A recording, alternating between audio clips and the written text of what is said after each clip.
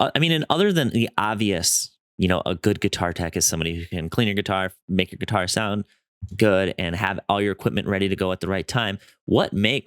Is there anything else that like you look for in a guitar tech when you're, seeking one out? I know you have somebody you're probably with consistently now, but Yeah. Well, as you know, being on tour, everyone has to be cool. You can't have one bad egg in the bunch or else it just kind of ruins everything. Like, I mean, you're in close quarters with these dudes for like a month or two at a time. So like everyone has to be good, relatable, awesome person that can yeah. hang. That's like so essential.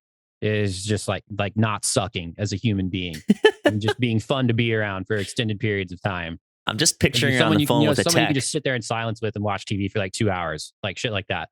You know what I Oh, I mean? love that. Yeah. That's a good way to phrase it. I'm just picturing you getting on the phone with a potential tech and be like, "Yo, do you suck? What's going on?" Like, No, nah, fortunately, it's never been like that. It's always just either a recommendation for someone, and then or the way we found out about Eddie was like actually funny enough. I won't say the dude's name, but when I was when I was in one of the first few U.S. tours, All That Remains, we had a tech that just dipped. He, it's gone. no, seriously, yeah, he just left without saying anything. Like I don't know, he wasn't very good. There was a couple times where he would hand Mike and I, the other guitar player from All That Remains, our guitars, and we'd play like a G chord, just Yeah. like to check the tuning of it because we knew that it might not be in tune.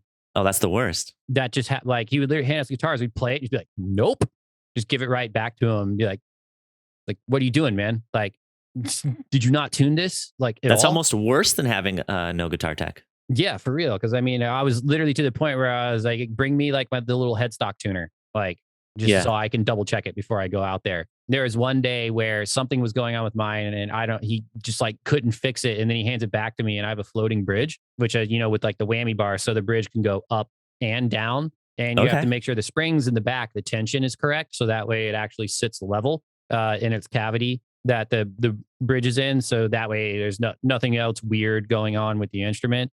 And he handed it to me one day, and the bridge was like this, like in its cavity, just like coming up, like out of it. And I'm just like, dude, we're like 5 minutes past our start time. Like, Yeah. what is happening right now? What did So, you do for the whole day before this point? dude, exactly. Like, it's like I just don't understand how the dude could have been blowing it that bad. But it just got to the point where everyone was just like constantly just like critiquing everything he was doing. We could tell he was miserable. Yeah. And then, yeah, he literally just dipped without saying anything. And then that's how we found Eddie. Anytime he can come with All That Remains, he does. And I like to always have him with me for any solo stuff if he's available as well. But he's worked his way up the food chain like super fast because he's so good. Yeah. So he like kills it like so hard at everything and is just like I was saying earlier, like fun to be around. He just you think he's doing stuff or one of his main gigs now is like that Omar Apollo guy, if you've heard of him. Yeah. I know who Yeah. that is. And that's like one of his main gigs that he does now too. So he went from like getting paid like scraps like in his first gig, which is sometimes that's what you got to do to get your foot in the door. You know what I'm saying? Yeah. Like you just got to like eat it for a little bit. And then if you do a good job, word spreads just like it did. So he went from that to like, making decent money with us all the way up to doing stuff like doing like the late night shows, like with Omar Apollo and shit like that.